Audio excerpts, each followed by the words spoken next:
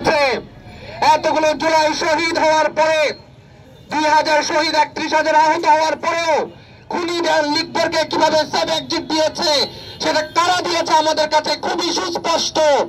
আমরা রক্তের উপর দিয়ে যে সরকার গঠন করেছিলাম সেই সরকারের কাছে আমরা প্রত্যাশা করেছিলাম তারা আওয়ামী লীগকে নিষিদ্ধ করবে, অথচ আমরা দেখছি তারাই আওয়ামী লীগকে পুনর্বাসন করার জন্য একেবারে প্রধান ভূমিকায় অবতীর্ণ হয়েছে।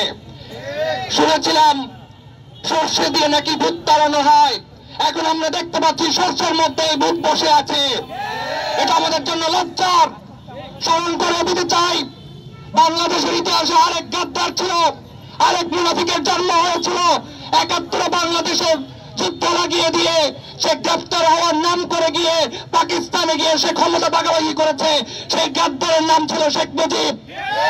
আর এই জুলাইয়ের রক্তের উপর দিয়ে যে সরকার গঠিত হয়েছে, সেই জুলাইয়ের রক্তের উপর দিয়ে সরকারের মধ্যে সবচেয়ে বড় গাদ্দারের ভূমিকা অবতীর্ণ হয়েছে আসিফ নজরুল। এরপরে আমরা দেখলাম আজকে এই খুনি আব্দুল হামিদকে সেফ এক্সিট দেওয়ার পরে ছাত্র উপদেষ্টা যে আমাদের মাস্টার মাইন্ড দাবিদার, সেই ছাত্র উপদেষ্টা সুশীলগিরি পোস্ট শুরু করেছে। এটা আমাদের জন্য লজ্জার। সতর্ক করে দিতে চাই তোমাদেরকে, ইন্টারিমকে সতর্ক করে দিতে চাই, সময় আছে এখনো, সংশোধন হও। আবারও যদি জুলাইকে আমাদেরকে রাস্তায় নামতে বাধ্য করো তাহলে শিক্ষা নাও খুনি হাসিনার বাহিনীর কাছ থেকে। এই বাংলাদেশে তোমাদের জায়গা হবে না।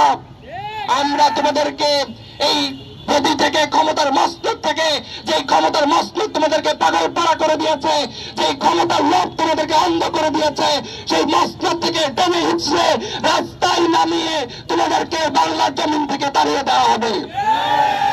প্রিয় দেশবাসী, আপনাদেরকে এই গাদ্দারদেরকে চিনে রাখার ব্যাপারে হুঁশিয়ার করছি, সতর্ক করে দিচ্ছি, এবং আগত যে রাস্তার বিপ্লব আমাদেরকে ডেকে বেড়াচ্ছে সেই বিপ্লবের উদাত্ত আহ্বান জানিয়ে আমি আমার কথা শেষ করছি। ইনকিলাব জিন্দাবাদ, বাংলাদেশ জিন্দাবাদ। আসসালামু আলাইকুম ওয়া রাহমাতুল্লাহ।